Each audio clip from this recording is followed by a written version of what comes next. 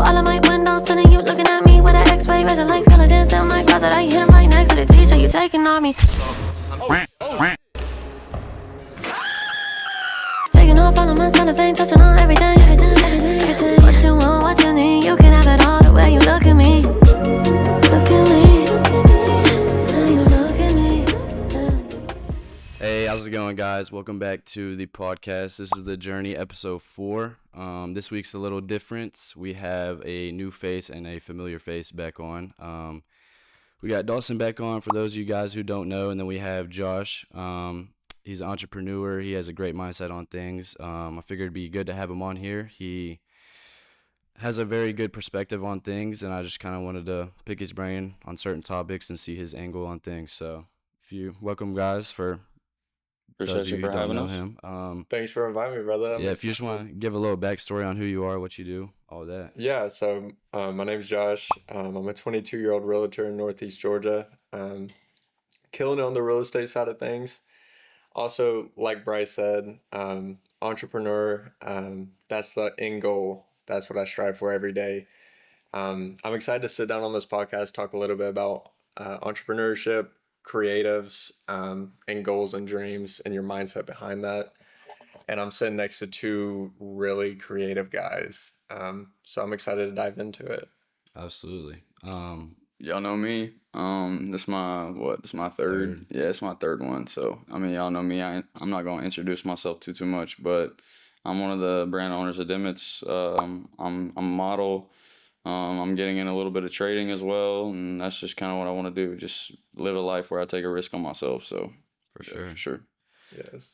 Just to kind of pick out what you said a little bit. I know real estate isn't really your end goal. What is that for you? Yeah, I mean, so to dive into that, since I was young, I always had a mindset of building something creative, creating something. I feel like I'm on this earth to create, whatever that is.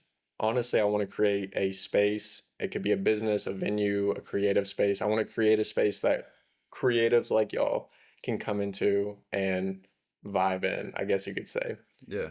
But the reason I got into real estate was my end goal is to open up a business, and then branch that business out.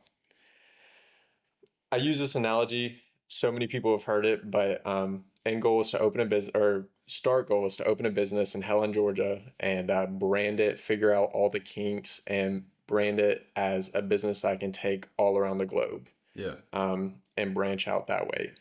So growing up, I always worked 9 to 5s, terrible jobs that are getting paid, $10, $12 an hour. You feel like a slave at that point.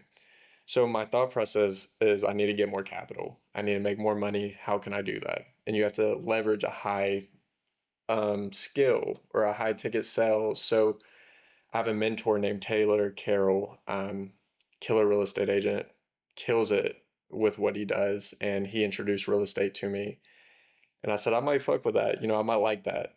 So I dove into it, and it's worked out. It's been a struggle, the whole beginning of real estate. I didn't get paid for 9 months. Oh, wow. And Shit. Yeah, people don't see the back end of that in real estate. That's just because that's like that 9 months was you kind of learning it. Yeah, dude, it's a grind. You go into the office every day. Sorry. No, you're good. You go into the office every day, and you have to figure out how to run a business, how to be a people person, how real estate even works.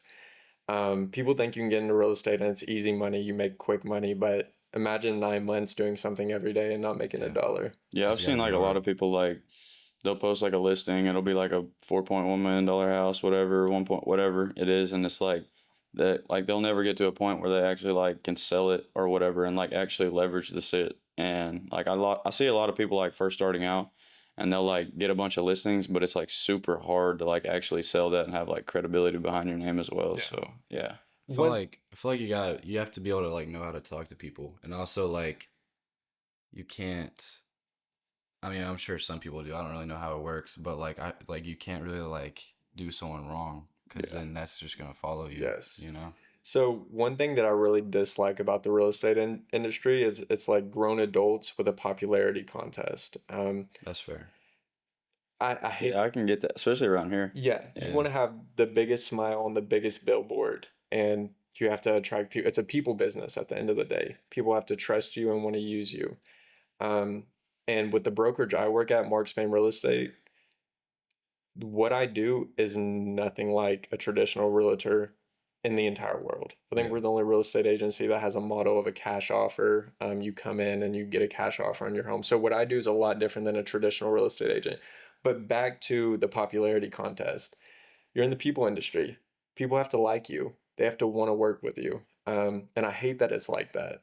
So I kind of get that a little bit too, just with my content. Like, not that I put a front on camera, because I definitely don't. Like, I am myself when I'm on camera, and I'm sure people that know me know that. Like, I'm myself on and off the camera. But like, you have to be a people person, you know? Like, obviously, if I'm just like a dickhead on camera, why would you watch? You know what I'm saying? So Yeah, you have to be like, I don't know, like I see a lot of people with just like content, like you can't like stress your personal life and like on your content. Like I'm just talking not the real estate side, but like you can't like have all these like debates and stuff like that, because like there's obviously people that don't fuck with what you're talking about. So like you honestly just have to be like an influence. So it's just like hard work and like consistency is like what people fuck with more than like all the transparent like nonsense. Like I feel like people like they'll obviously disagree with the shit you're talking about, and then like that leads to like an unfollow, or like that leads to like them getting a bad taste in their mouth like about you. And it's like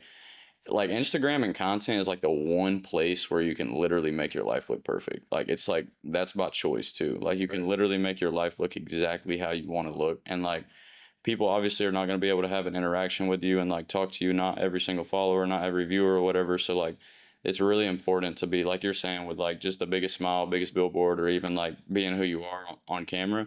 I feel like being who you are is to an extent, because people like use that to their advantage, and they kind of take that and like run with it, because then they think that they can be like this fucking swag lord or this fucking cool guy or whatever they want to. It's kind of like, this is no shade on him, because we're not going to get into that, but like we actually talked about him on a previous episode. I think it was episode 1, actually. Brez, he's a big name in the game right now. But like, just because you watched his like YouTube video, that doesn't mean you know him. Like, he could be a completely different person off camera. Because like literally, like I think of it like Love Island, and I fucking hate Love Island. Shout out to anyone who watches that shit. I'm not gonna lie, like I can't stand that shit. But like realistically, it's kind of like I hate reality TV too, because like. They literally film the shit 2 days before they even drop it. So like say like they get a reaction and like she doesn't cry hard enough, all right, run the cameras back. It's like, I don't know, I just don't like that kind of shit. And I can see what you're saying. Like people really can exemplify exactly how they want to look to like everybody else. So it's kind of like, also like, yeah, I do content, but that's not like all I do. Like, I work 4 days a week, all day, 12-hour shifts, and then, like, this is all I do. So, like, there's, like, just watching one video of someone, that's not all they do. You know, there's so much, like, more to it. I don't know. And the people that are watching right now, they don't know that back end. Yeah, they don't know what you're putting in. That's how it is with everything. And, like, even with, like, the videos, like, we post and, like, the stuff we do every day, like, we may not post that we're, like, on our hands and knees, like working a 9 to 5, but like realistically, and like obviously punching the clock is hard. Like I still do it 2 days a week, and I know you still do it too. Like, and you do it too. Like punching the clock is tough, but like this job of like this doesn't end. Like people clock in and they clock out, and then they go home, turn their minds off. Like this kind of shit that we do is like, it's not set up for people to be able to clock out. Like there's no time card for this kind of shit. So like, I will say it's like a super stressful job, just like, and it's all under the same tree, just like taking the risk on yourself and like coming in every single day, like day in and day out, and just being consistent. I feel like is so much more stressful than, I guess, waking up and go getting your morning biscuit at Leaf, and then like clocking into work and clocking out. And having a boss tell you what to do. Exactly. You're your own boss, and the difference with that is you're creating something. Yeah. If I went and created a business and told you what to do and you get paid from that, that's easy. But if you're creating a whole brand, a whole vision, something out of dust, it's damn near impossible. Yeah, it's, and like people like will see the shit that we do and like call it corny, whatever. But like realistically, I feel like I've used more brain power than like the top 10% of the people in my high school. And like, I'm not going to say any names, but like, there's a lot of people that I've genuinely, and like all of us, but like there's a lot of people that I've lapped like 100 times. Like, that are in college right now. And like that's set up for certain people. Like it really is. And like if you're job occupation that you want to do requires a degree, then like go for it. Like whatever your heart desires. But like realistically, like no one's ever gonna tell me that I don't work harder for something because I didn't get a fucking A in AP Lang or some shit. Like That stuff doesn't really matter though. If it we're doesn't. being honest. Like Yeah. it's cool and all to be book smart, but like this stuff we talk about is far more important in my opinion. You can Yeah. go so much further with just like the mindset. And like have. it could be anybody, but think about like picture yourself in a room with like the most important person that you could like in your field or whatever. Yeah. And like realistically, I'm not gonna have a single fucking conversation about fractions or have a single conversation about like Yeah. converting certain shit, tan, whatever all the shit is on calculator. Like you can get that, like y'all got it, but like I'm gonna be able to excel myself and all of us because I'm a people person. Like I've done real life experiences, like I've seen the world outside of like where I'm from, and it's like that stuff has built me up to the point of where, and it's not cockiness at all. It's just like I'm so confident in myself, and like I wake up at 8 a.m. every single day, and like I know what path I'm on, I know what direction I'm on, and like a lot of people can't say that. A lot of people wake up and they use colleges like a safe place. They still maybe want to party, so they don't want to like endure the real life. But like I'm 20, you're 18, 22, and it's like there's not a lot of people that genuinely can wake up every single day and say that they love what they do or like have a hunger for it and have a drive. Like I wake up at 8:30, 9 o'clock every single day. Like I hop on trading. I know you do the same thing, and I know you're up early like editing, but like And it's also me and you are on calls every night till 3:30, 4 o'clock 4 o'clock in the morning, and then we wake up at 9. Yeah. It's back to it. Yeah. Like, And it's like, it's also like, me and you don't even, I mean, obviously we're tired, but like, I feel like we have the cognitive brain to be able to like flip that tired switch off because Yeah. like there's work to be done. So, yeah. and I feel like a lot of people just can't do that. Like they'll get in their bed when they get home, take a shower, eat, and like, I'm kind of tired tonight, so I'm just going to Doom like, scroll. exactly. It's because they're Throw not on a doing show. anything they're passionate about. You know? Yeah. And I want to touch on something you said during that a safe lane. You said a safe space, safe lane. That's why so many people are stuck inside of a box. There's no creativity to them. Yeah. And they have dreams, but they'll never take action. Yeah. But it's because they followed the safe lane their entire life. They'd done what they were told to do: go to college, get a degree, work a job, retire till they're 60. And Exactly. that's legitimately the safe lane to go down. Yeah, like people bank on Social Security, but I'm sure y'all seen this. Like Social Security is planning to run out by 2034, and it's like realistically too, like we have time to prepare for that. And again, we're not doing anything for that reason, but like think about the people who like Social Security is like gonna be on that 2035 or 2036 year. Like they genuinely worked their whole entire lives and believed in this like prophecy, so they could get nothing. And like it sucks, but like It's a corrupt system. yeah. It was bound to fall in on itself. And from the Social beginning. Security was only made, I could be totally wrong, but I think it was made in the 90s. Yeah. Like it's very new. And that's like, it's 2025. I mean, that's like 30 or so years Yeah. ago. And I don't know, like there's a lot of people who grew up and like they were told like that. I mean, we talked to, shout out to Kanan, but we talk about like this like program, this regular scheduled program that everybody's on. And it's not our parents' fault, and it's not even their parents' fault, but like it's just passed down from generation to generation that we need college, that money is the root of all evil. And it's like,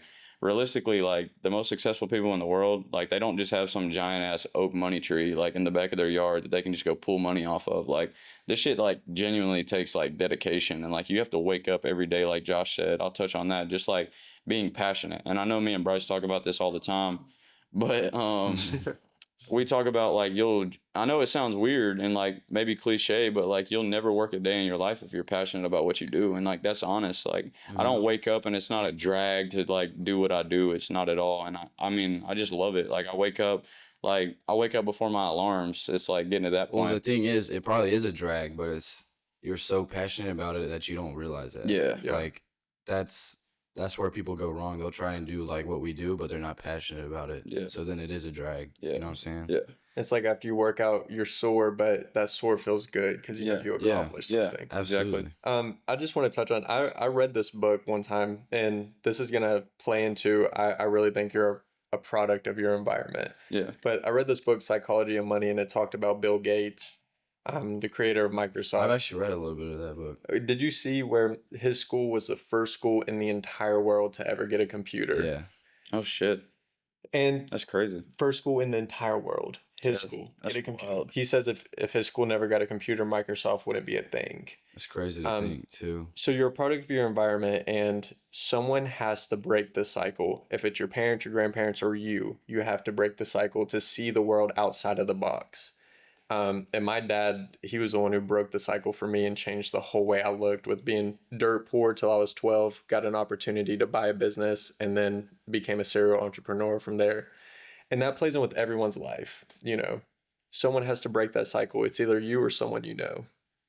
Yeah, for You got to sure. take inspo from people too. Yeah, and like we're subconsciously taking inspo from everything we do. Like I try to break that down to everybody, especially like in my lane, like the clothes. Like there's a lot of like, I mean, I touched on the first one. There's a lot of people who like genuinely just like copy and paste like not only what I do, but a lot of like big influencers. But like realistically, like it's 2025 and it's like super super tough to like create a whole original idea, and like that's perfectly fine because as long as you're like taking inspiration from something and you're able to like us be creators and add something to that, like there's never a problem with that. Because like I said, it's just like the world's been around like, I mean, BC too, but like it's 2,000 years. Like that's a long time for people to just sit and like, obviously they didn't have the technology, but like people were able to have conversations like this, and it's crazy to think about, but like 1,000 years ago.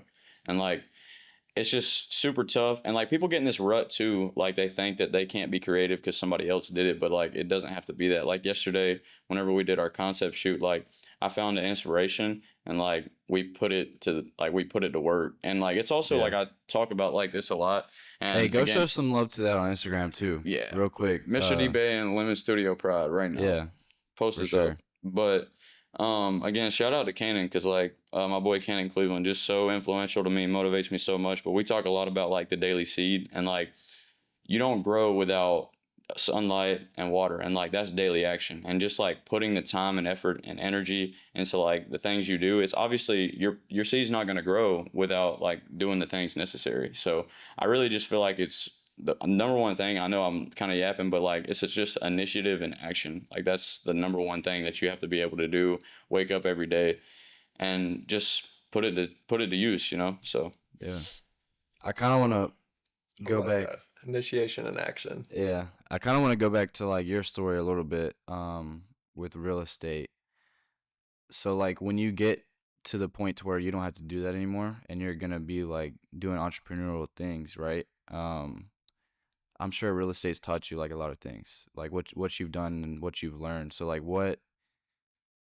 how does that factor into what you want to do in the future? I'm just curious. Like what skills or like things have you learned that like you'll carry with you? Or into even different mindset. fields? Or Like, mindsets. Yeah, anything. So one thing I would touch on with that is I've worked customer service since I was 13 years old till once my dad bought his first business, I was at the cash register. And that's played into real estate because it's really people oriented. Yeah. You're dealing with people's emotions, and this is the top 3 most stressful things they're going to do in their life: have a kid, get a divorce, buy a house. So one thing it's taught me is how people react under certain situations when large money comes into play, and how to ease people, how to guide them through it, and what people want. It's helped with sales a lot, and I think sales is helpful in so many aspects in life when you don't even realize it. So one thing I would say I've learned from real estate is how to maneuver and help people's emotions during stressful situations. Also, I've learned a lot of how serious contracts and litigation is, how big of a deal. Like you could write something on a piece of a napkin and I could sign it, and that could be held up in court. oh wow, I didn't even know that. So that's good to know. Also, handshake deals that's legally binding sometimes. Just a handshake deal. I'm going to get you to sign a napkin that you'll buy me an FX3. And I'm Yeah. going to take you to court. Take him to court, as long as he's not drunk, because then it'd be void. What else have I learned? How do you prove that though? Like I know that's like kind of like random, but like how would you prove somebody's like intoxicated or something like that? Not even that. How would you prove that they signed it? And how would you prove a handshake too? I am interested. Like seriously, how do you prove like a handshake? It would probably have to be handled in court Oh. with the judge. You know, That's crazy because that people say that's a he say she say like kind of thing, but like that really is, and that's like the biggest example. I don't know, like Someone you get like falsely accused. yeah, You know? like that could be crazy. Yeah, that's insane. I didn't even know about that. But I'd say the number one thing I've taken from it, I've learned a lot in sales, but it's really handling people's emotions at a high level. Yeah. Like this is a high fucking level of emotions. Yeah. I kind of want to change topics a little bit, go more on the fun side of things.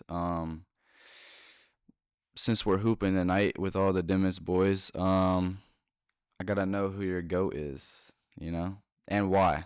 Like any NBA player. Okay, so I'm gonna start off saying Kobe is better than Michael Jordan. Not a bad take. I know that's gonna get some people tight. It's not a bad take, no. I'm gonna stand on that. I've heard someone say that before too. I do respect Yeah, no Mike doubt. though. Yeah. Like He paved the way. 6-0 in the finals. Also, like I don't know exactly how many, so I'm not gonna quote myself, but like multiple scoring titles. Like I think he might have the most scoring titles of all time. I'm pretty sure. Like in a season, I think he does. think so. I think he does. And he also was DBae, like a few sitting like that. He is the definition of all around player. But we're talking about GOAT here. We're talking about the greatest of all MJ got time. handed so much shit. I'm gonna be honest. We'll do greatest and then favorite. So who's your favorite player? Favorite player is Kyrie is Irving. your GOAT. Kyrie? That's valid. As you said, MJ or Kobe's just better than MJ. So is Kobe your GOAT though? No, I would say LeBron's the best basketball player ever, no doubt. Yeah. But my personal goal is Kyrie Irving. That's just who I grew up on, and he's insane. Personal GOAT or favorite player? Or both? Oh, Okay. No doubt. interesting. What about you? Well, the GOAT of basketball, I mean, it's not even up for discussion. Like, it's LeBron. Like, he's 41 years old. He's been in the league, never, and like, all the skill set aside, too, like Michael Jordan had all the scandals with the gambling shit, like all that kind of shit around his name. And even Kobe is a good example, but like LeBron's been in the league since he was 18 years old. He got all that money up front, and like realistically, like That's I know insane to think too. Like he was my age in the NBA. he's able to also walk around with his head on straight at like 18 years old. He was able to play in the Olympics at 19 or 20, like go to Rome. Yeah. Like that shit's like really it's really cool, but like it's also like even cooler to me that like somebody like that is able to have like go their whole career without a single scandal. Like he's a family man. He's like uplifting his children, he's uplifting his wife, like has a very successful like relationship. But like on the basketball side of things, like he's 41, 6'8", 240, and he's able to do everything that everybody else is. Like a 20-year-old. Exactly. Like, and I know technology is obviously different. Like he's able to take care of his body, but also like people discredit that because he's using his resources and like he's doing what is necessary to be able to play this long. And honestly, like LeBron's even said, like he's not going to disrespect the game, but like he could play 5 more years in this league and him be just fine. And like he would be 46 years old. And like That's insane. It's still average 25. I don't think people realize too, like I don't know if he's come out and like openly said it in public, but like he literally puts like millions into his health every year.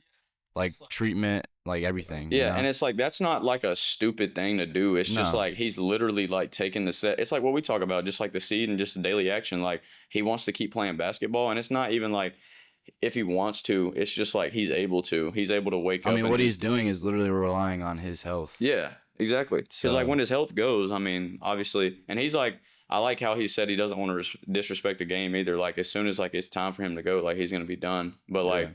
It's not even a question. Like, he's literally the only person ever he has 40, 20, 10, right? Yeah. Yeah, like fucking 40,000 points, 20,000 rebounds, and 10,000 assists. Like, I don't care how long he's played. It doesn't really matter He's to still me. averaging in the 20s. Yeah, I don't. every season. A grown man, like, how would you feel like as Amon and Asora Thompson, like rookies, and you're dead ass getting bucketed by a fucking 40-year-old man? Guys, Like, it's crazy to think about. And it's like, also, like, those guys, like, are obviously good. They're athletic. They might be even, like, have a more athletic than LeBron, like, now. But it's like, bro, he's 41 years old and giving you straight work. And, like, that just can never be exemplified. And even, like, people want to talk about, like, the Wembys in the league and the Jokic's. And, like, those guys are really good. But this dude has really been doing this for so long. Like, he's been in the league, like, 20 years of consistent work. And it's like, he kind of had it like Mike too. Like whenever Mike got drafted, like the Bulls were fucking terrible. Like he literally went through, he got drafted in 84, 85, and they didn't make the finals until 90 or 91, right? Yeah. Yeah. And like they were getting busted by the Pistons, like all that shit. And LeBron took the Cavs to was it Eastern Conference Finals? Like whenever he was when Anderson Varejao and them, or did he make it one round before? It's either one of those, but like, bro, like, I don't know, he had nobody on his team, and people like talk about super teams and all that shit, and like people talk about how Scottie Pippen is not one of the, like, bro, he's literally one of the greatest shooters of all time. And Dennis Rodman literally, he broke rebounding down as an algorithm. Like, he was literally he literally had like zero to no basketball experience before he was like brought in. Yeah, I also crazy. don't think people understand that. Yeah. That's insane to think. Yeah. But, like, breaking down rebounding to an algorithm and understanding how the ball's going to bounce off the rim, bro, like, that's not just something that's, like, a dumbass can do. Like, Dennis Rodman's a smart player. Yeah. Like, he had a great team. And, like, whenever they added Kukoc and, like, Harper, like, those guys may not seem like superstars, but, like, that shit was a super team. I don't care what anybody says. Like, Six Bulls was a super team. But I know I'm yapping, but personal favorite, Jason Williams, white chocolate. Like, easily, like, one of my favorite playmakers of all time. And like, so electrifying. And it's not even about, because like I feel like I played like this in high school, but like the way he's able to, there's one thing about like getting a bucket, like putting the ball through the rim, but like just being in like an electrifying player, like giving your team spark, like that's been like my number one thing always growing up too. And like even in anything you do, just being like almost like a glue guy, like whenever you get in the game, whenever you get in your workspace, like being able to have that like uplifting like measure, like that motivation that just like inspires people around you because of like I said, just how electrifying you are is like, and the elbow pass, you know. So, yeah, that shit's fire. Can't even lie. But yeah, just for me, the GOAT, it's got to be LeBron. I don't even know if I really want it to be LeBron, but you can't argue that. Got to give flowers what they do. Have to. Favorite player though, this might be a little bit of a curveball. Not best player obviously, but favorite player. I love Jalen Green. Okay, Jalen Green. He was my favorite. He's my favorite high school player of all time. Too. Okay. No, his high school tape is dead. He's doing good. He's doing good in the league right now, but give him a few years. He'll be a top guy in the league for sure. I was sick though that he got traded because like I feel like he was. I mean, KD, that was a core group. Yeah, like that was a crazy group for the Rockets. They were hella young too. Like they were really like they could have built something there. That could have been a dynasty. Like I ain't even playing. I mean, look at the Celtics. They started kind of young and then built something great. Yeah, Rockets could do the same shit. But off the court too. He's just like, I don't know. He's just like a super unique guy, you know. He's not afraid to show himself, you know. I love his style too. It's very like different. I'm sure you've seen it just because you're into fashion and whatnot. But I just like that when people aren't afraid to show themselves. Kind of going back to Dennis Rodman too. Like he is a very unique person, you know, and that I feel like I just like that, you know. I don't want to yap too much because like. Jason Williams is my favorite, but I did want to say this too. Another favorite player, like, and people don't recognize him, but Russell Westbrook is probably one of like, not even probably, like to me, and like people can say what they want to say. Like I do have John Stockton is probably the greatest point guard, but like one of the like Russell Westbrook's a top 5 player of all time because like he literally plays both sides of the ball like everywhere and like. Most triple doubles of all time, he's and a hustler. He's 6'2", maybe 6'3", like 6'2". And I don't know, bro. Like he's also not scared to punch on like anybody. Exactly, and like, he's not scared. He literally will talk shit to anyone. It doesn't matter, and it's like he's just a dog. Like he's probably like one of my favorite players. I think he easily has one of the greatest mindsets. Yeah, he gets disrespected like so much too. Like I hate that shit. It's because his recent years have kind of been a fall off. Yeah, and like realistically, I think. But even then, though, you can't discredit his prime. No, you can't. But I think like that's the where LeBron comes in, like being the GOAT. Like he said, like whenever his game starts to deplete, that's whenever. And like I feel like Russ just has not even too much love because that's fine, but like I feel like he's not able to recognize in the back of his head that like he is going like in his I guess outing years, so he kind of needs to like Chris Paul. Like Chris Paul's this is his last year, and like kind of sucks too. He getting no ring, but that is sad. Yeah, is he staying with the Spurs? Is that yeah? It is sad though because it's like. He really did a lot for like every team. He's also too like people might know this, but I said John Stockton earlier, and he's the greatest to me because he has like literally 2,000 more steals and like 2,000 or 3,000 more assists as well. But like Chris Paul is literally second, and like he has the most assists and assists of all time. And like we're talking point guard, what you have to do, and point guard is not about scoring points. It's literally about facilitating, getting to your shooters, getting to your scorers, and that's what he does. Yeah, and being a dog on defense. He's like literally, he is a playmaker. Yeah, he was put out there to get the ball to people. Yeah, I just want to say when LeBron retires, so many people are going to retire. Yeah, I agree. Yeah, The that's fall fair. off of that. That's gonna be the end of an era. Yeah. Yeah. Like, Even him though, just like him, like just like the example that he leads in the league, like is like absolutely insane. I know he misses like people want to talk about missing like Michael Jordan played 82 games like every season. Well, that's why that's why he retired so damn early. Like and that's why he left to go play baseball, whatever. Like his body was not able to like go anymore. You know what I'm saying? well, it was So- also just a different game then. It Like, they is, were bro. kind of expected to do that. yeah. Everyone fucking said that league was harder. That league was not harder. The skill set, bro, is like they didn't have a Jokic. They didn't have a 7-footer that can shoot threes outside. I think it was less skilled, but I do think it was grittier. Like, but like the thing is, there though, was more grit. I'll be I telling think so. I'll be telling my dad this though, like that shit ain't even basketball. Like Yeah. whenever like Michael Jordan is driving in the lane and Bill Laimbeer is dead ass taking his damn head off, like that shit ain't even basketball. Like that shit is literally a fucking flagrant foul. Also, Like, Yeah. did y'all know that in that league you weren't allowed to play zone? You had to play man. That was no, I did not know that. Y'all didn't know you were not. It was illegal to play zone in that league. Well, You could not play zone. You had to play man to man. so there's no way to even like build your defense really. So And when it's just not smart. I mean, like sometimes the matchups are just not there. Like you just get like some guys like Wemby, like you got to sit in the zone with Wemby. Like Yeah. you can't just guard him man to man. He's gonna shoot over you or dunk it from the damn 3-point line. if you ever Yeah. see Michael posting up in the paint, no one would come help because he had to play man. I mean, That's crazy. zones are so much harder. I didn't even know that. That's actually insane. Yeah. Kind of to shift away from that though, like since we all did hoop growing up, what would y'all say that has taught you for like what you're trying to pursue now? You know? It's like I've always been. I mean, I played sports, basketball, football, like my entire life, and like just a team. Like I'm super team, family oriented. So, like my dream, like kind of like Josh was talking about, like he wants to like build something here, and like a lot of people like want to venture out and like go to like these big cities where, and realistically that's fine because like that's where all the opportunities are. Yeah. But like I want to be like one of the first people to build something from where I'm from, and then be able to like branch it out to like different kind of locations. And I just want to be like, I want everybody, because obviously like with basketball, and this is like I've never thought about it like this and just till just now, but like this is a perfect analogy. Like a center can't do what the point guard does, the shooting guard can't do what the point guard does, all the positions. So like my dream has always been do it together. Yeah, exactly. My dream has always been to be under one tree, which is a team in this aspect, and each have our own endeavors and each have our own paths and each have our own tasks that we like have to do. And if we don't do them, like things don't work, we don't win. You know, it's just like that's a perfect like analogy. And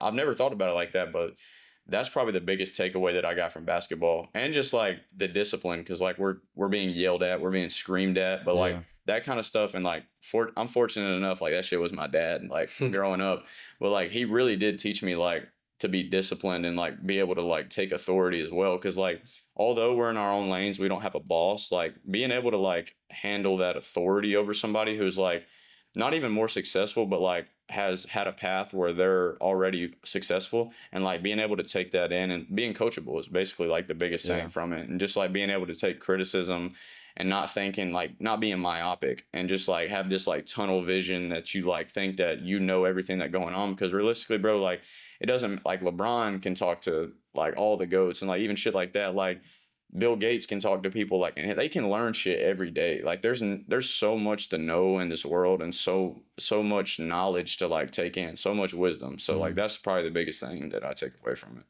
Same. That's true. Spot on team aspect. That's fair. If your center's getting 20 on his head, then you're losing the game. you Yeah. know? Yeah. I will say your dad is probably one of the hardest coaches I had, if not the hardest. Like he really, I don't know, he didn't let you slack really. Did No, that go no. into like your life growing up? Oh yeah, but like, and I don't know if like my dad really tries like super hard, and like obviously not everybody takes it like this, because like that's either how they were raised or like that's just how they take it. But like I can say my dad, like really, he's probably the hardest person that's ever been on me. Like pause. But Yo. Okay. um, Here we go again, bro.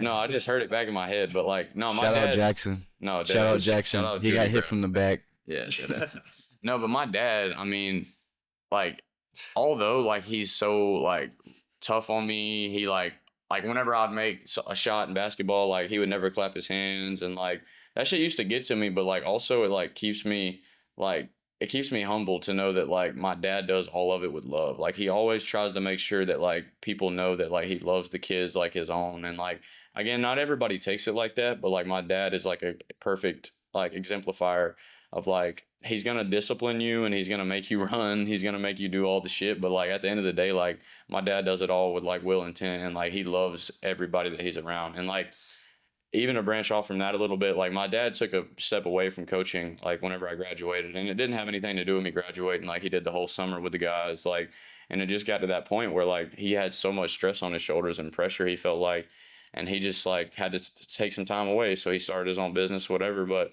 my dad told me like a year into it, and he didn't necessarily, obviously he missed like the guys at White County, whatever, but like his thing growing up, my dad didn't have a great home life. My dad was kicked out of the house whenever he was 8 years old with his grandma. So like my dad didn't have that influential person in his life to be able to uplift him and bring kids together and just like make them understand that like there's a purpose for them on this earth. And he might not know it, but he's going to motivate you and push you to be able to figure that out. And like that's the one thing, like all credit to my dad. And like I love my mom too, but like I'm not going to lie, I would not be the person that I am without my dad. So That's fair. yeah. Let's do a quick little shout out to moms. Yeah, Nah, for real. Shout out Amy Bailey. What's your mom's name? Christy. What's your mom's name? Melissa. Shout out. Melissa. Bro, my mom has implanted so many seeds in me. That sounded crazy too. Yeah. She's like such a hippie. She taught me how to love life when life doesn't love you. Yeah. Yeah. I have so many valuable things that I've taken from my mom. Just how to enjoy life, walk through the woods, hug a tree, enjoy the sunlight. I feel like people take that shit for granted, like Yes. realistically, like, and also like you've heard like the people say that like you should be appreciative because people have it worse, but like that's a real thing, bro. Like some people don't even have like parents in their lives that can support them and like push them like to those like new heights. And like I'm not sure for everybody, like obviously even us three, but like I know that like I'm in a position to where my parents, like I broke it down to them, I'm not going back to school the other day, and like they had nothing to say about it. I mean, they had something to say, but like they had nothing negative to say. Like my dad and mom gave me the best advice that I've ever heard. They told me that they don't care what I do. They just want me to work super hard, and they want me to be the best at whatever I'm doing. And like, what more can you ask for, bro? Like that support system, like, I don't know, like there's nothing they could have said that was better than like what I heard. So I feel like that's what's about happening to me. Like I'm gonna get into college because I'm doing cybersecurity, but it's really just a backup plan. But the more and more I think about it, the more I'm like, I really don't want to go back, you know? And I trust myself and believe in myself enough to where I don't even think I need the backup plan. yeah, that's what I'm really just doing it for my parents because they want me to stay in that. But I really think I'll be in there like 6 months and then either switch to online or drop out. Yeah. I don't know. And you're 18, so like you already know your path. And like I was living in imposter syndrome like whenever I was 18 graduating. I was just like, damn, I don't know what to do. So I guess I'm gonna go to college and like get this bullshit ass degree that's literally gonna make me jobless for 2 years because I actually don't know how to apply the skill set of what I'm learning to anything in real life. And I'm glad to realize that, and like I don't have to finish like college and like understand like what I'm doing now.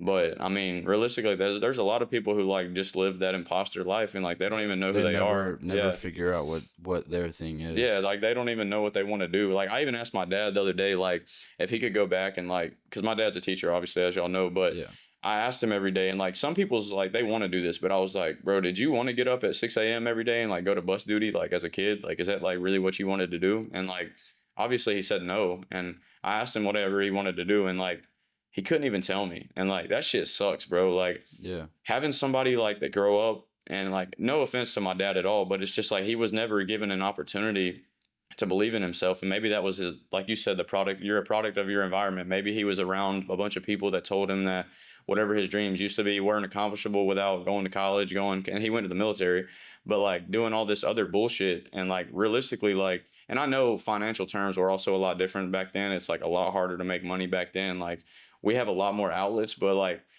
people back then, and not just my dad, like this is a lot of people's parents, like they hate their jobs, like they hate going to work, like they dread it, like it starts a lot of stressful fights like about money. But like realistically, it's not even about money. Like if you can just get to a point where you can be content with being happy with what you're doing, like we said, bro, like you'll never work, like you'll never punch the clock in again. Do you think people like our generation, how do I word this? You think it's easy, like more people like us with our mindset? Like, do you think there's more people like that in our generation or people back then? This generation for sure. It's Yeah. more of like an online money chase. I will say though, a lot of the stuff y'all see online where people are posting like in Lambos and all this, and they're like, I'm 16, 18 doing this. I'm not gonna lie, a lot of that's fake. Like, I don't think people realize that. Yeah. What I will say though is this online money glitch, whatever you want to call it, it's real, but it's new. Yeah. So the older generation, they don't really have the opportunity to do that because they didn't grow up in it and they don't understand it. That's what I'm saying. Like, that's the main thing. Like, it's not it, like, because obviously they didn't, like, weren't able to do it, but, like, they can't even get to a point where they can even understand. But, like, they don't even take the time or effort to, like, they see, like, those people, like, we're talking about, like, those 17, 18-year-olds. Oh, his mom and dad definitely bought that. But, like, they also don't give it even the time to understand that, like, maybe that he's doing what he needs to do. And there's a reason why he's able to, like, drive the Lambo. And, like, that's super hard to, like, for people to fathom, especially, like, older people. Like, you'll see somebody, like, 40, 50, 60 years old, and like somebody's driving a nicer car than them, like, and they're way younger, and they're like automatically in their head, oh, their parents bought that, or like they're scamming, or they're doing something illegal. And it's like, realistically, like a Nepo baby, like anything, just anything like that. And like, realistically, bro, like, I can't wait to get to that point where people are saying that like we have so much money and like so much abundance, like where people think we're scamming, or people think, well, people think I'm doing illegal stuff. And like, realistically, it's not anything like that. It's just like being like who I am and taking care of what I need to do. And like, I feel like if I can get to that end path and like that end goal, it's like I'm going to be able to live in abundance. And, you know, like I said, like people just never gave themselves that opportunity or shot to even like not even do what they want to do, but like bet on themselves, like to like genuinely like not pay attention to what everybody else is doing and just living that imposter life, bro. It's like, it sucks, but times are different, and like we don't have to like rely on like those old times and like those old ways. Talking about like reprogramming your mind to understand that like everything is accomplishable that you want to do. It's at the tip of your fingertips, but it does take a lot. Like, it's up here and it's also in here. Like, you have to believe that shit. And like, if you like, a lot of people lie to themselves. Like, they say that they like doing what they need to do, and like, you know what I'm talking about. But like, say that they're taking the steps necessary, but bro, you're just like lying to yourself, and like you're actually not doing what needs to be like taken necessary or whatever. So It's fact. Yeah. But what was I about to say? I was gonna say something. Kind of what y'all were talking about like older generations not understanding what we do, and kind of like whether that's the internet money or like literally what I'm doing. That correlates a lot with me, like personally. Like, obviously my family supports me, but I don't think they really understand like what I'm doing, you know, or like what I'm going for. Like, they understand I want to be successful, but they don't understand like I told my parents the other day, like, I'm trying to move like in like 3 years. I'm trying to get out of here. Like, they don't understand like to the degree that I'm trying to do it. Like, I either want to own my own studio and live out of that, or I'm gonna be in New York in 3 years and I'm gonna drive a Supra.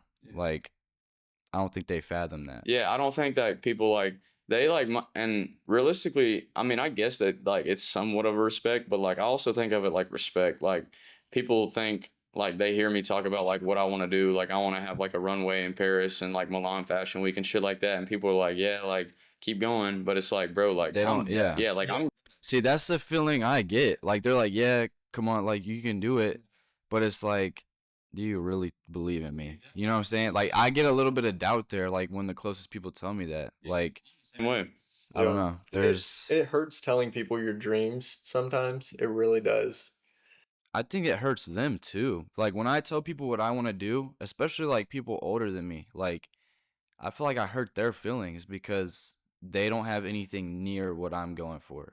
So they like doubt themselves, or they're like, and they like dumb it down too. Okay, Like, so what you're doing. if you tell someone your dream and they instantly dumb it down or say something negative, that means they can't comprehend what Exactly. that is. Exactly. So, Like, or they just and, don't believe like it's possible. Yeah. That's why, or like, I don't know, bro. Like, these people, like, it's not like the most successful people, and I don't know where all those people are from, but like there's definitely people that grew up in like a smaller town than this shit, and like worse conditions and like worse kind of community that didn't support what they were doing, and they made it out. And like, that's the biggest thing, bro. Just like understanding like there's no such thing as superheroes, unfortunately. Like, there's no such thing as people that just have this fucking suit that they can put on and that shit just makes them successful, bro. Like, that's not even like realistic, like at all.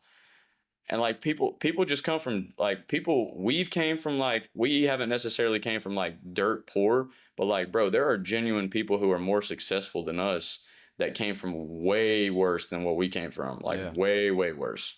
Yeah. It just means it's possible. Exactly. I remember what I was going to say, but we were talking about this last night. People go to college for 4 years because it's the easy route. But imagine if you didn't go to college, and you worked your ass off for those 4 years. I can guarantee you'll make more money coming out of those 4 years of hard work than what you'll make in a degree. And see, the hard part of that is though, like we're fortunate enough to know what we want to do, but like a lot of people go to college because they don't know anything. Like they don't know what their passion is or what they want to pursue. So like, I think for people like us that know what they want to do out of high school or like have already figured that out, I think it does benefit. But I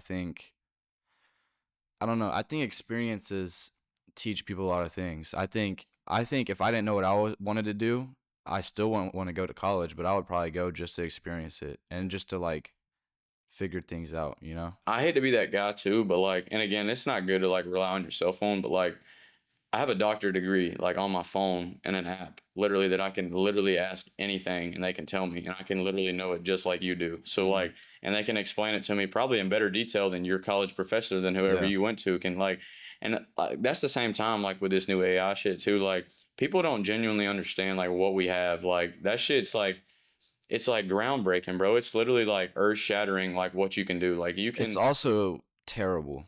A part of it is terrible. For all you people that create content with AI or manipulate your pictures or videos using AI, I don't like you. Like for real. You take all the creativity and art out of what we do. I will say though, like on the other side of things, especially for clothing, I know a lot of people like use like AI to like create images. Like a lot of people create like AI to create prompts and stuff. But like honestly, like I referred to it and I was talking to you last night like about the transfer portal. Like I'm a Clemson fan and like Dabo Sweeney, like I literally wanted to wring his neck whenever he wasn't like dipping into the transfer portal. So like I also think you can use like your resources, but also like you can't just rely on like, you know, like you can't rely on a single platform. There's a good side of it. Like you can you can use it to help you, but also like if you're fully creating something with AI and then posting that as your work, like that's imposter. You know what I'm saying? It's like trying to live up to like that just shows me all I need to know about you. That's telling me that you don't believe in your actual product enough to put it out. Like that. Or you don't want to like do what you do, stay up till 4 a.m. and like make it look like better than AI. That's like, what I'm saying. That goes back to what we were saying earlier too. Like just because I post these videos of myself doesn't mean that that's the full story. Like we really do this. We stay up all night editing. Videos don't edit themselves, and Bryce doesn't have just fucking some like ghost editor that he sends all his footage to. We were in Dallas, and I left the market, which like I didn't even really want to leave. Like it was fun. Like we were having a like great time there, but I left like what 2 or 3 hours early just to go and edit, just to get so I could get the post out. You know, like instead of like pushing that to the side and like having like a good time, because you can still have a good time, but like that shit is gonna allow us to have even better of times. You know, there's a balance. Like, you know? It's just sacrifices. Like that's all life's about. Sacrifices and just balance. Like that's really You work harder than majority of people already. So appreciate that. Yeah, man. Yeah, man. Hardest work. It literally is like yin and yang though. Yeah. Like there's 2 different sides to everything. Yeah, no, I agree. I feel like there's definitely like it's like that angel and devil on your shoulder. Like they're kind of like it's the same kind of concept. Like one's the greater, one's the evil, but like one is obviously like the wrong path, and like it's gonna tell you that, it's gonna show its face. And those people also like longevity purposes, like that shit's not going to like go long. I mean, AI is only gonna get better, but like I'm saying, like they're not gonna be able to create something like even like typing in a damn prompt, like those prompts are going to like become to a point where like they can't think of another prompt to use, but we're able to just use our brain power and creativity to be able to excel to something even bigger than what like this artificial intelligence is like putting out or whatever. Yeah, like AI might help non-creative people make something kind of creative, but as a creative, AI is going to help push your creatives even farther. Yeah. Exactly. I'm not gonna lie, like even I do use AI, like the descriptions on my YouTube videos. Like I'll fully type out what I want it to be, and then I'll give it to Chat GPT and be like, make this better. And like, And why? they'll just read. That's what I'm saying. Like, why would we not use that? Why would we want to sound unprofessional or have maybe like a grammar like spell check to make us look like literally we're just using something that makes us look more professional, and like that's not a bad thing to do. And that goes along with just like the image thing, like social media and like content in general, and just like even in your lane, like real estate, if you're typing something up, like there's literally a tool that can like make you sound the most professional. And like why would you not? There's people that literally will be on a Zoom call for an interview. I've seen this too on like TikTok, and like they'll have their camera on, but in front, like they'll have the screen in front of them that like it'll register what the dude is asking them, and then it'll tell them how to professionally answer. That's a cheat code. That bro. is a cheat The code. interviewer asking questions and AI giving you what to say, bro. I don't even know how I feel about that. Like Yeah, it's kind of scary How to do you think feel how about that? powerful that is. Dude, we're at the very beginning of it, by the way. And like people don't know this too, like little like I'm a conspiracy theorist bad, but like smartphones have been around, and I'm talking about touchscreens. That's been around since the 70s. Like there's unseen footage of like people in the CIA, like Really? they have bro, like touchscreen phones have been around since like late 70s. And like this AI shit too, I mean it's new, but it's new to us. Like this shit ain't just like this shit didn't just like come out in 2020 or something. Like artificial intelligence has been a thing since like the 90s, like a really, really long time. They also can't give something like you can't give mankind something like as powerful as that, and even a smartphone. Because like bro, like in 1970, like, and I'm using like a like vulgar term, but like people didn't think that people were going to set bombs off with a damn cell phone. Right. Like that wasn't the goal to have a cell phone. But like whenever you give somebody something like too soon, and like maybe they gave it to us too soon. Right. But like whenever you give something like of that power to somebody like so quick, and like you haven't like mastered it and like understand how to like control it, like it can be like super. I don't think people understand how like powerful phones or any technology is. Yeah, like it's literally like the things you can do on this with like this is like 100,000 of Bill Gates' first computer, like 100,000 of them, like all the power put into one, like on my damn iPhone 16. Like, But DBae, you're so right. Like they might have had touchscreens in 1970s, but they didn't give it out to the mass public for a while till we were ready.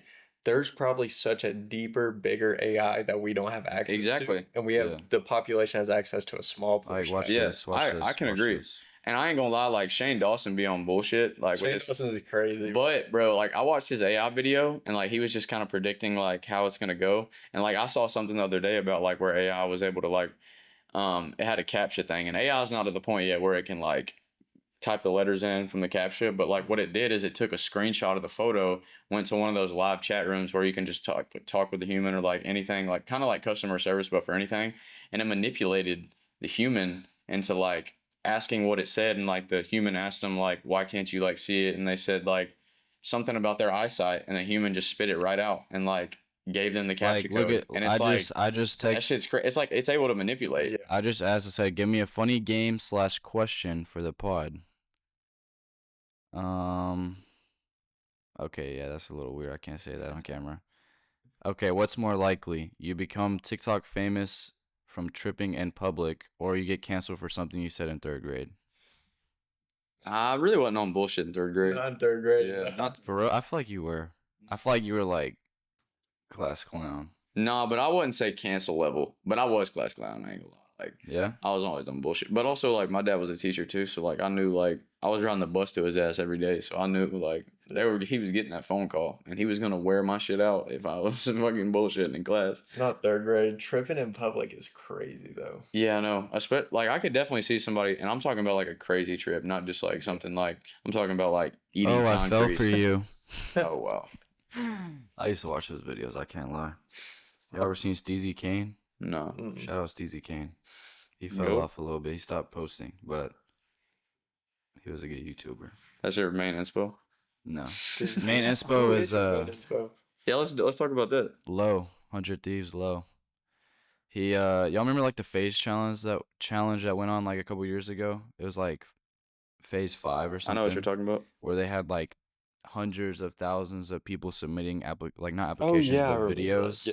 like clips or Twitch, Yeah, trying to like all that, and essentially like they like nailed it down to like 5 people that would possibly get to join Face. And one of the dudes his name was Logan Robles, and he made it into the top 10, I think, but he made like a really big name for himself by doing that. So I've been watching him ever since then. All right, welcome back, you guys, or really welcome back to us. The SD card ran out of storage because I did not format it, so we're finna just spit off a new topic.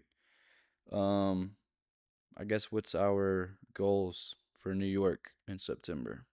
New York for me, you know, man, we're vending up there. So, realistically though, I'm not going up there to make a single dime. I don't really care about that at all. I'm going up there basically just like to network my brand, and like I just want to leave an impact like we did last time. Like people know who we are up there, and it's like also I'm excited to go because we were a little bit discouraged like going up there last time because our first job didn't do what we wanted it to. Obviously, like as many people's first job go, but like we're also in an environment where people like shit on that kind of stuff and like shit on like the whole art like side behind it, and like I'm excited to just go to like an environment where people appreciate that kind of stuff and people look at that stuff like it's not bullshit, and people look at that stuff like it's not like frowned upon or it's not what everybody else is doing. I'm just ready to be in an environment where like we looked at and get like the respect that we deserve. But like a perfect week to me looks like going up there and just having a smile on our face, like realistically. And it sounds stupid. It sounds like really dumbed down, but like just enjoying the journey, like as the name of the podcast, bro. Like everything is a journey, like it's a stepping stone. Like this shit is not gonna happen to us overnight. We're not gonna go up there. Like if we go up there and expect fucking $10,000, $15,000 in sales, I mean, and we don't hit that, I mean, we're coming home with frowns on our faces. And like if we that's how it was in Dallas though. Like y'all literally went into it like we're not doing this for the money, and then you literally sold out of like we've sold damn out near everything. Yeah, we only have like we started off with 108 hoodies like first when we got the bulk, and we have like 4 left. And then That's insane. the jeans, they're obviously still kind of sitting, but like we're about to start running ads on those. And like our How creatives many are jeans do you have? like 32. We started with 57. So I mean we've gave out a lot of those because like those I want those because like I'm not even joking. I know you guys like aren't too familiar with like fabrics and like stuff is like as much, but like they're 20 ounces of like raw denim. And like shout out to North Face Studios, like everybody who be buying those. If anybody's watching and knows what that is, bro, like they're paying $280 for like 15-ounce denim, and it's like, bro, like that shit's ass. And I don't know, and like they have a name behind their like brand to be able to, I guess, support that, but we're giving people, and we even took a price cut, bro, like, and we honestly shouldn't have done that because I'll regret that shit whenever I look back on it, probably in 5 years, because I'm not de-appreciating it, but we are trying to get like more capital to be able to support our new projects and like endeavors. Yeah. But honestly, like those jeans that we made, they're meant to last a lifetime. Like they really are, and like the materials and like the way the hardware is, like it speaks for itself. So that was one thing that kind of spoke out to me when I like did that first shoot with you guys, like first ever shoot, because it was for the inmate jeans, and I was like, I remember rolling up. I was like, all right, let's see what they're about. You know, I'll check it out and see how I feel about it. And then I remember filling the jeans because we were in Tavi's garage still waiting on like people to show up, and it was like crazy. And that was just a sample too. And I think like we even did like 19 or 18 ounce at first because we didn't know that they could do 20 ounces. And a lot of people do that in the clothing brand. Like they'll cut like corners so like they can get like more profit, more like paper or whatever. And like that's not the point. Like you don't build your brand's identity by like cutting people short. Because I know as a consumer, and like you guys too, like whenever, and I know you guys like obviously, I mean, I'll relate it to camera stuff. Like you don't go out and buy a fucking SanDisk like all the time. Like you want a DJI shit because like it's the best quality and that shit's gonna last. Like whenever you go like to buy your gimbal, you went out and bought the DJI because that's the best gimbal. It's you pay for what you get. Like realistically, like that's just how everything is. No shade on him, but I'm just gonna be real here. I was looking at a gimbal at that shoot. It was Austin Barrera. Shout out Austin. But like I was supposed to buy it off of him that day, and I was looking at it, and then it like literally just wouldn't turn on. So like it's literally why would like when you with camera stuff, it literally is you get what you pay for. If you buy something cheaper, then you're getting something not as good, or maybe it's good at first, but it'll give out on you. Like Clothes is to the extent, because obviously Balenciaga's fucking hoodies are not actually worth $950. You know, like I mean realistically, but like that shit is good quality, and like that shit's made to last, and like they also have like a brand identity behind their name, so they're able to charge that kind of shit, as you guys know. And like even Chrome Hearts, like they literally make 925 sterling silver. Like, bro, that shit's in Kim's consignment in Cleveland right now for $6. But like, you know what I'm saying? It's just like that shit doesn't it's a crazy like name drop. shout out Kim's consignment, like dead ass though. Shout out Sean Hughes and his mom. Shout out the thrift store we went to because they were cool. Yeah, Thrifty Treasures. No. Oh, I'm gonna blurb that. Actually, Okay. No one's finding that. Okay, my bad. Don't bleep this though. Like we shopped at the best thrift in Georgia yesterday. No, we did.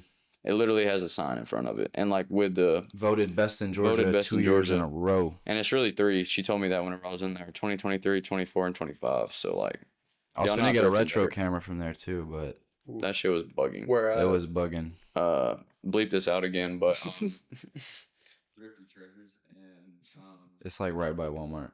in yeah, Cleveland? yeah. Bleep this whole shit out. Just like I'm bleeping all of this. I'm gonna They're put talking I'm gonna about- put a little title that says I'm bleeping everything, so we're gatekeeping. yeah, Yeah. but Go Yeah. shop at Thrifty Treasures in No, I'm bleeping that. Bleep. shout out to Bleep. Yeah. What about you, bro? What does a perfect week look like for you A what? A perfect week? in New York, bro? Oh, in New York? I forgot we were talking. Yeah, about I was that. like, wait a second.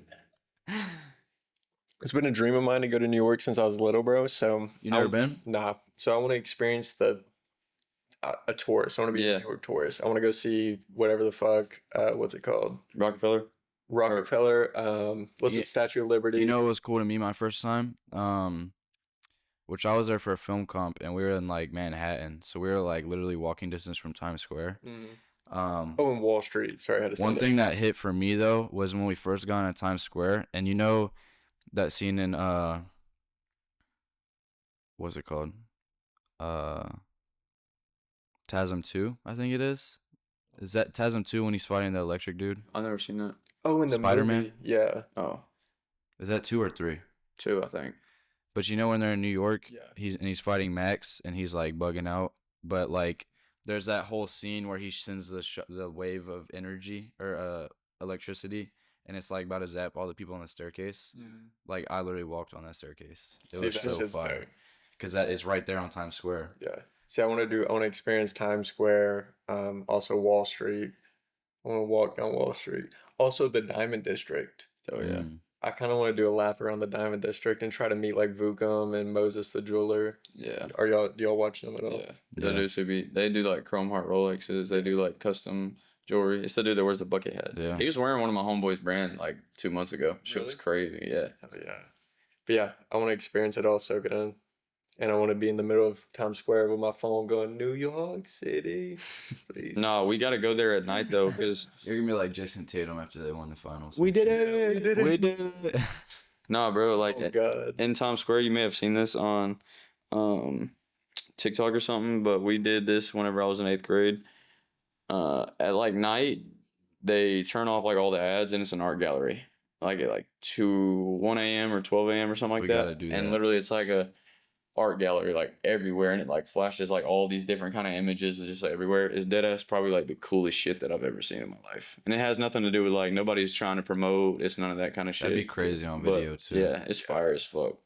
And like people also think Times Square is like all these like little streets. Like there's genuinely like a square, and like there's steps. Like there's places that you can stand, places you can sit on the steps. So like And every store there too. I remember going into what was it like Raising Cane's. They had Raising Cane's on Times Square, and like people are like these brands, these big companies, like they put a lot of money into the construction of those just because it's Times Square and it's a tourist attraction.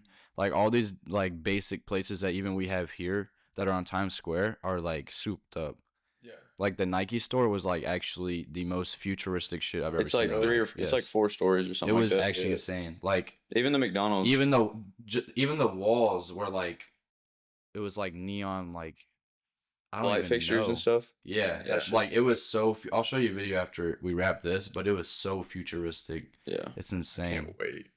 Yeah, Times Square is one of them ones. It was like is. $150 for a pair of shorts, though. At Nike? Oh, hell no. They were taxing. Oh, hell no. Also, like New York is such an important place in the world. Like in Mhm. the world. Get to experience it. Concrete jungle. Dead ass.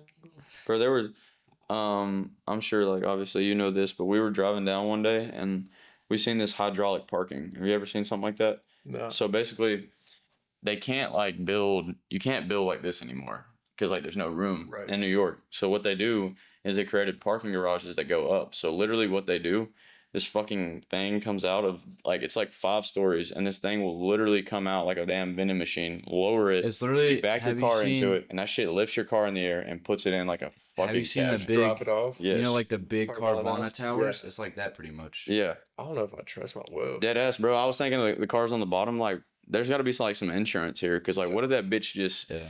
fucking collapses? Dominoes. Dead ass, bro. The minivan. Like, bro, what? Put the minivan in that. That's the one thing we do gotta be careful about, though, because I ain't trying to get no tickets or nothing up in New York. We gotta be Yeah. careful where we park and shit I like can't that. bring my gun either. Oh, really? Yeah, yeah. You can't have a gun in New York? Mm-mm. Unless you have a New York license, they don't. They don't. Oh yeah. That makes sense. Like if I have a Georgia license, they don't. There's a name for it, but they don't realize it. Oh my It's god. expensive. Yeah, so we're gonna be strapless. I think my goals for New York is I really want to have one post. Like I had one post a little bit ago that blew up, and it's actually at like 720K views right now. But I want to film something in New York that like goes viral. Yeah. That's whether a good it's goal. like whether it's like the most simple video of just like the city like skyline, or it's like I don't know, like pictures of y'all or something. Yeah. I don't know. I want Well, that's how something, you're- I I want mean, something to go crazy. You filmed a video like at White County High School at graduation, like, Yeah. and it like, it's crazy though. I know that it's probably so like not discouraging, but it's like, It is a little annoying because I literally took 15 seconds to post that instead of 6 hours to edit it. Right. but hey, it's God's plan. Hey, but it did put me up like 1,500 followers. Yeah. So I'll take it. And your account views are like 500, 600K right now. Yeah. Yeah. Damn. But no, I wanna have something like that go crazy while we're there. And I honestly, as far as the experience goes, I wanna. First time in New York, it was very like eye opening because I'd never been to a place like that before in my life, and it was very like surreal. So this time when I go back, I really wanna like genuinely like picture myself in those areas because that's where I want to move to. You know, like just I don't know. I guess experience it, but manifest everything because I want to end up there. And then I really, as far as everything else goes, I want it to be like Dallas, you know? Like I met a lot of people in Dallas and like connected with a lot of people. And like a lot of them like are like texting me on Instagram right now for shoots and stuff. So I really want it to go like that. Just meet a lot of people, New York make too, like connections. Dallas is a bit of a dumbed down version because there was a lot of streetwear brands, but like there's like very respectable people in New York. Yeah. Yeah. And like I respect a lot of people in Dallas. No shade to anyone in Dallas, but like it's just a different league. Like Yeah. that's the G League. Like this is the NBA New York up there. is the place. Yeah. You can To meet be. some good people. And I would honestly say too, like people are not like as accustomed to it, but like LA is like it's on the same level. Like LA is just right there with New York because I've seen people on fucking TikTok like walking down the street like in a wife beater or whatever, and like they look the part. Like somebody comes up to them, "Yo, do you model?" Like gave them the opportunity of like Yeah. literally a fucking lifetime. So like Yeah. also like we talked about like building something like here and out. It's all like obviously like that's our goals and like that's what we want to do. But taking these kind of experiences and trips is only going to like be able to excel that kind of stuff to bring it like back. And I feel like there's a lot of knowledge that like people can't give me around here that a lot of people in other environments and Yeah. they've dealt with the different experiences like can feed into my life. We've So, also talked about it on previous episodes, but like that's a big reason why me personally I want to move is because people in those areas obviously appreciate our work more. Like not that it's not appreciated here, but people don't realize how much goes into it, so they don't I'm not looking for credit, but like people like there's more there, you know? people ask the good questions too. Like people like will ask questions about your content, but they're like, oh, okay. Like they're just Yeah. wondering like genuinely, but like Right. those people are like, they're listening to answer. They're not listening to like take it in because they Yeah. want to help. Like that's in New York. Like I went up there too, and I always thought like New York was about to be this place of fucking New Yorkers. Like how I Met Your Mother kind of puts it. Like you're just walking by somebody just fucking bumps you or whatever. It's knocks not your even food. like that at all. Yeah, it's not. Walking. Yeah, literally, it's like it's not even. I ain't gonna lie, Tavi dropped that a few times. Yeah. People do Hey, get I'm pissed walking off. here. People get pissed off if you say that shit though. Yeah. Boston Like, is for the same real. way. Yeah. Hey, I'm walking here. Yeah. Well, hey, I can't wait.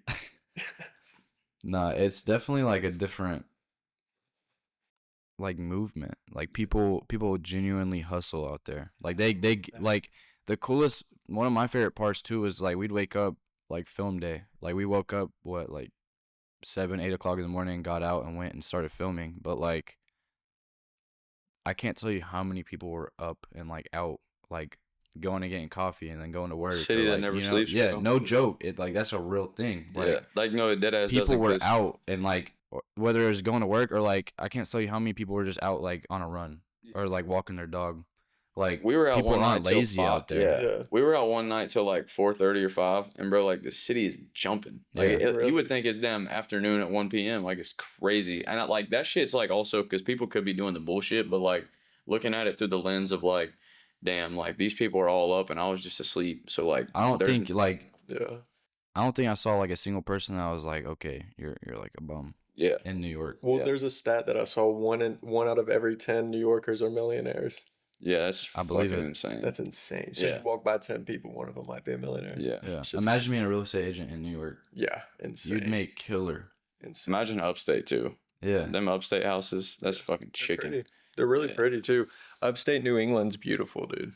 That's where I like genuinely like one day like that's where I want to live. I want to live on low key, not even joking. Like if I can, this is a goal of mine. I'm gonna let y'all know this. I want to buy the Gatsby house. Like I want to buy the Great Gatsby house. That Cool. shit would be That would be insane. insane. That's like a goal of mine. It's always has been. Like Where's that's that at? it's upstate New York. Oh, is it upstate? Yeah. How much is it? I've never looked into it. I just like that's been like the way even the house is set up, like with the side house, like right off to the side, and like That is far. your neighbors are like down there, but like your house is like it's like uplifted, so like you literally. That book did creep me out a little bit though, I can't lie. It is weird. Like, it's it's a kinda, weird watch too. It like, really is. Just the thought of like them watching. I like watching it because it's like the only movie that I've ever seen where it plays it through the eyes of not like the most important characters, and I like really fuck with There's that. so many different perspectives. Yeah, Yeah. I really fuck with that. What's his name? Nick. Yeah, that's not the main character, but the like side house guy. Yeah. Yeah. Nick, bro. Like I don't know who like came up with like the direction or whatever, and like how they kind of corresponded, like all the different like you were saying, like there were so many different kind of like environments, and like whenever they went to his Gatsby's friend's wife or husband, they went to his mistress, and like in that house, and they were like the red haired ladies, like Yeah. that shit was crazy. Like just It watching kind of that goes kind of back shit. to what we were talking about a second ago, but like it like I remember watching that in school in what was that? English 11. I remember watching that in class and like genuinely appreciating that movie more just because I knew like I'm that much into film. Like that's the same way with New York. Like they appreciate things so much more because they're invested in it. Yep. The like this is like side note, but like the wide shots of that movie too, like where people are like Yeah. all walking and they like jump on the train and like shit like Yeah. that, like that shit's so fire. And I can tell like so much equipment was used in that film just Yeah. because of like all the movements with the cameras, like all the different angles that they shot at. Like they have even had some like I don't even know anything about cameras, but like the lenses that they were using, like there was some really close up shots of Daisy like laying on the couch and stuff and shit like that. It was just like so fire to me. Yeah. That car too that he was driving at the end. Which one was it? Bro, I don't remember. You know, like this the movie. old car. I know what you're the talking- I don't know the super name. old car that he would drive into the city. Yeah, it had like it had like big tires on like the side of it. Yeah, I know what you're That talking. thing was insane. I think it was yellow. It almost looks Was like it a yellow? station wagon. Yeah, it was either yellow or light blue. It looks But like a it's station super- wagon, super but old not car. really. It doesn't have like a hatchback. Like it's kind of like open, Mhm. but it's fire. I don't even know. It looks like a Volkswagen maybe, like Yeah. a really old Volkswagen. I know we talked about this too before, but I just want to hear yours. What's your dream car? Since we're on the topic of it. I like Bentleys. I like G-Wagons. I like boxy luxury cars. I like Range G-Wagons Rovers. too. G-Wagons are fire. Bentley Bottega. I like Rolls Royce. I remember being in like third grade, I'd get a book from the library all about Rolls Royces, and that's what started it there. If you had any amount of money right now, what would you buy? Like a car. Probably Ghost, Phantom. You like Rolls Royces too, don't you? Yeah. The Colemans. Yeah, that's probably Mansory Cullinan, Suicide Doors, the ones that go away from each other. That's probably like the hardest shit I've ever seen. Yeah. G-Wagons are cool too. Fuck with G-Wagons. Mansory, like the whole kits they do though, like carbon fiber, like all that kind of shit, the tune-ups. Mansory, that shit's insane. That's how I know somebody got bread too. Whenever you see like a Urus and it doesn't say Urus on it, it says fucking Mansory. Yeah. That shit's crazy. Different level. Just to kind of start to wrap things down, we talk about this at the end of every podcast pretty much. What is your idea of success? What is your, I guess, philosophy on it, and what, like, I guess, end goal for you? What is that? My idea of success is freedom, probably. Freedom? Yeah. Just like financial freedom, or just in Financial general? freedom, life freedom, do whatever the fuck I want to, whenever. Also, a family with children. I think that's really beautiful, and I think that's honestly what we're on the earth to do, is raise a family, have kids, no love. Yeah. So. I would say just like abundance, and like that's so vague, but like it goes for everything. Abundance in obviously money, abundance in successfulness, abundance in myself, like in my own heart, abundance in my image, and most importantly, like my main goal is, and obviously we haven't, like all around us, we have everything that we need, but like sometimes as kids, like we didn't get the things that we always wanted. So, and I don't want to necessarily be in a position to give my kids and just hand it to them on a silver platter, but I want like to be able to like support not just my kids, but I want to be able to support my parents in a way that they weren't always able to, because my parents, like I'm a child of 5. So, and really my parents raised 6 kids up until, yeah, there's 5 of us. And like my parents also raised another kid in our house until I was the age of like 14. So really, like my parents provided for 6 kids. They had to get 6 kids like school supplies, 6 kids food every day, 6 kids groceries, whatever, like everything. Yeah, it's insane. So like I didn't necessarily grow up like poor, but like my parents didn't get to do what they wanted to do because they had to, like, unfortunately they had to, and not unfortunately, like I know my parents are like very grateful. And also, like, as a little side note too, like in my bloodline, there's only 3 of us, but my parents, and I'm not going to go like too deep into it because it's really nobody's business, but my parents are gracious enough to like take on that stress level so they can provide for another child so that they don't have to endure something that's so bad. And again, we didn't have it always the best, but we had always what we needed. And I can appreciate the fact that my parents were able to like get in that kind of mindset where they would take the sacrifices necessary to be able to like have a child live the life that they needed, you know? So I just want to be in a position to also get to that like genuineness in my heart to where I can like be able to fathom that kind of stuff and like take those sacrifices. Cause I would even say like we can all be genuine right here, but I mean, if some shit went south, like we're not willing to give up all our money for like just something that somebody needs it or whatever, but I want to be able to, or even like give a helping hand. Like we're just not always able to do that because we're humans, we're young, like we're worried about ourselves and like our own lives, like what we're on. And like that doesn't like count for like your necessarily family or even like really, really close friends or relationships. But just being able to like, I really fuck with the people who can like give, like Lynn Cottrell, like that shit, like how she has her name like all over every single Hall County stadium, our stadium now in North, like every Lumpkin County. And it's like, again, she may be doing it like for the tax write-off, like obviously, but it's also like she's like leaving an influence on like the earth, and that's like the main thing, just like leaving a mark on the world whenever I leave, because I don't want to be forgotten whenever I take my last breath, or even my brand. Like this shit is like meant to like last for forever. Like a great example of that is like Coco Chanel. So like she started Chanel in like 1800s, 1900, but like there's a reason why people like still wear Chanel. Like there's a reason why people still like, even Balenciaga started like by a guy with the last name Balenciaga in 1846. So like there's a reason, and like I don't know that.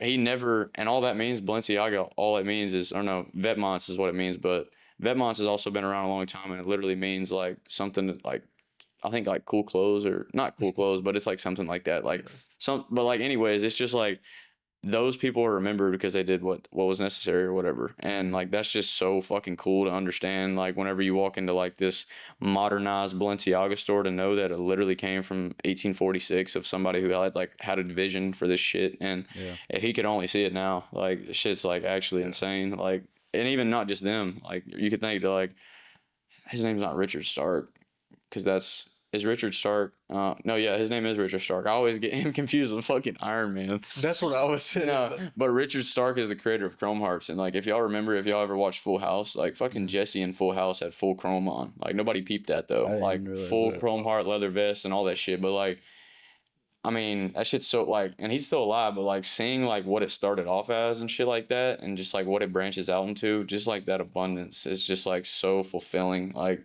it's bittersweet almost to know that like you had to sacrifice so much and like put in and take away so much time, be selfish to your family, relationships and all that, and to be able to like see like how much it paid off. So I guess just being able to also get in the lens of not being content, but like understanding of how great that we can be and how like much on the brinkness of greatness we are. So I don't know, just like getting in not necessarily content, but like just understanding like how much hard work actually can pay off for us, and like be okay with not, like we're always going to be hungry, and I don't want to like even leave it with that, but just getting to where we can understand that like we've done like what we need to do, and that doesn't mean stop working, but we can just be content, kind of. I know that's not a good word to use. I'm looking for a word.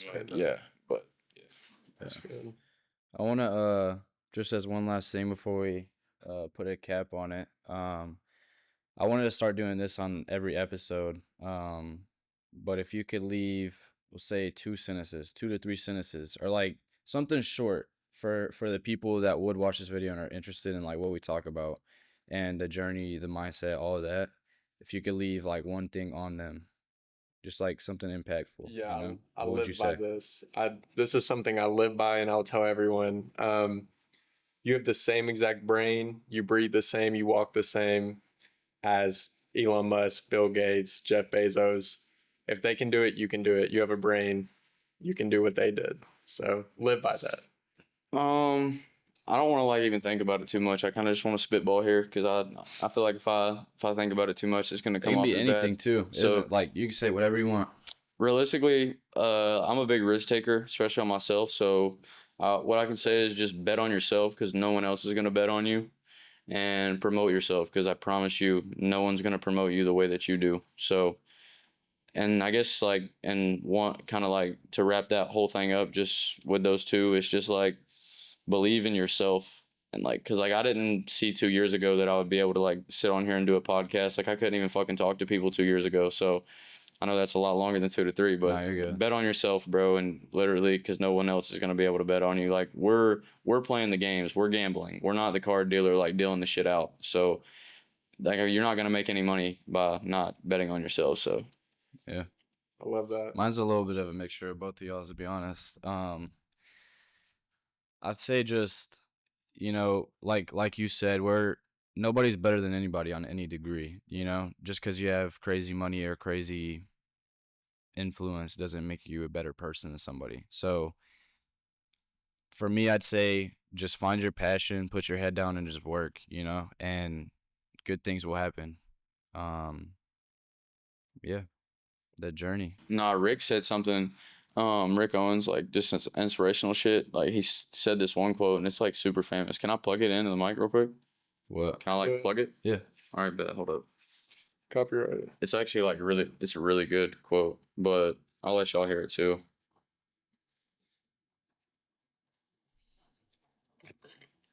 First, learn how to make clothes.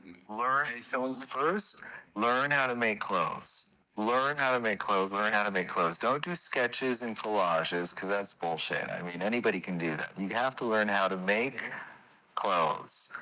And then the other thing is, you have to shut up and work and work and work all the time and produce and produce and produce. And the more you produce, your character or your talent will emerge. for better or for worse, your identity, your personality, your vision, whatever, as long as you work and work and work and make enough things to choose from, you'll be able to have an edit. You'll be able to edit something that becomes who you are. And like I that's like like that. bro, like literally like that's Rick Owens. You guys know, like he seems like out of reach. He's like this like world renowned fashion designer, but like he just fucking broke it down as simple as it can be.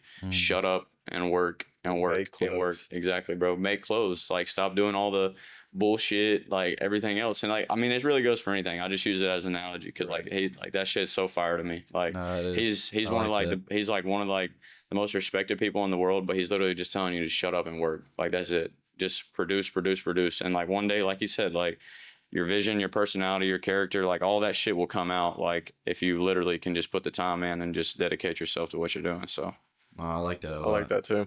That shit. I think that's a wrap on this episode. I appreciate you guys for watching till the end. If you have, I'm gonna throw up their tags. Definitely go follow them on Instagram. Let's go. Follow me. Do you want your real estate or both? Yeah, I do my real estate Real estate one. one. Got you. But yeah, I appreciate y'all for coming. Appreciate you. Sure.